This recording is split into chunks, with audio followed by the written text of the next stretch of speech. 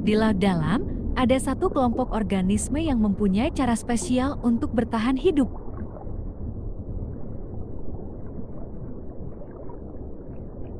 Ada yang tumbuh setinggi 9 kaki, dan ada pula yang bergelantungan seperti hantu di tengah air. Cacing laut merupakan penghuni yang paling beragam dan tersebar luas dari dunia gelap dan dunia lain ini.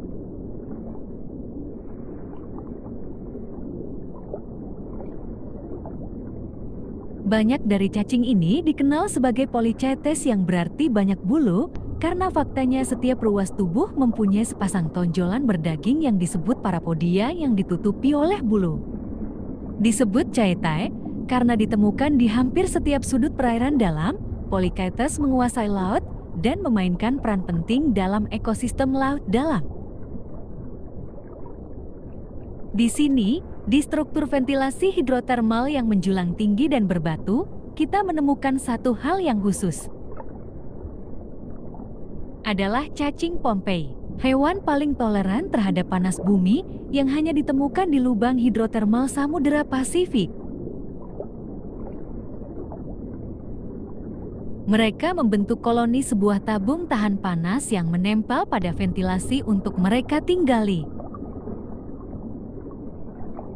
Namun yang paling unik dari cacing ini adalah ujung ekornya terletak di dalam cairan ventilasi superpanas pada suhu 80 derajat Celcius. Sementara, kepala yang berbentuk seperti bulu keluar dari tabung ke permukaan air yang jauh lebih dingin. Aktivitas tersebut memungkinkan cacing Pompeii membentuk hubungan simbiosis dengan bakteri di sekitarnya. Rambut yang melapisi tubuh mereka sebenarnya merupakan selimut termal dari koloni bakteri berfilamen yang menempel pada cacing tersebut. Bakteri ini tetap hidup karena cacing Pompeii mengeluarkan lendir yang kaya akan enzim dari punggungnya, kemudian enzim tersebut menjadi asupan makanan bakteri yang menempel pada cacing itu. Sebagai imbalannya, bakteri bertindak sebagai isolasi dan sebagai detoksifikasi melepaskan cairan di dalam tabung cacing, mengubah bahan kimia mematikan menjadi energi yang dibutuhkan cacing untuk bertahan hidup. Di hamparan terbuka di laut dalam, mereka bertahan hidup dengan memakan plankton dan salju laut yang melayang turun dari atas permukaan. Beberapa adaptasi cacing polychaeta mengeluarkan jaring lendir raksasa di sekelilingnya.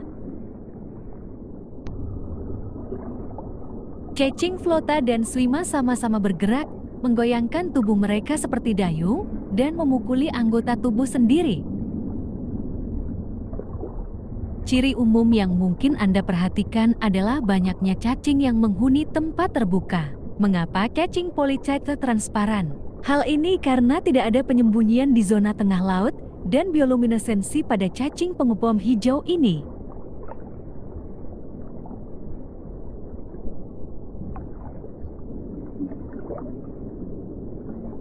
Jadi beberapa cacing seperti cacing pengebom hijau telah beradaptasi untuk menggunakan bioluminesensi, yaitu cara untuk mengagetkan dan mengalihkan perhatian predator yang akan memangsanya.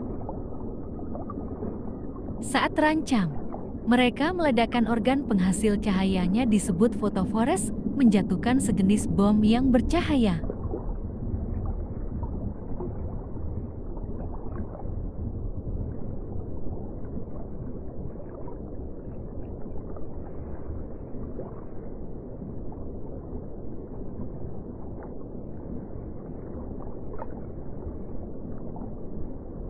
Bangkai mamalia laut yang mati akan jatuh tenggelam ke dasar laut.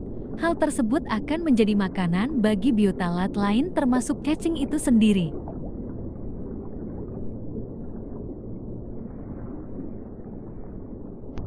Ketika sudah tinggal tulang belulang, maka cacing akan menempel pada kerangka tersebut dan bisa bertahan selama 50 tahun bahkan lebih.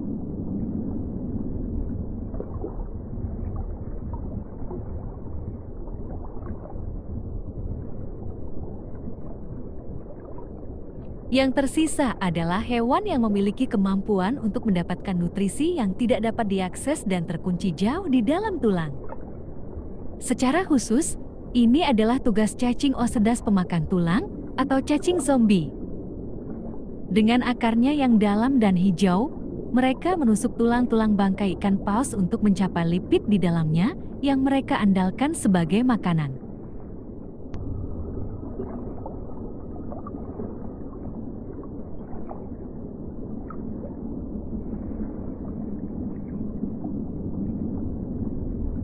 Itu dia penguasa kedalaman.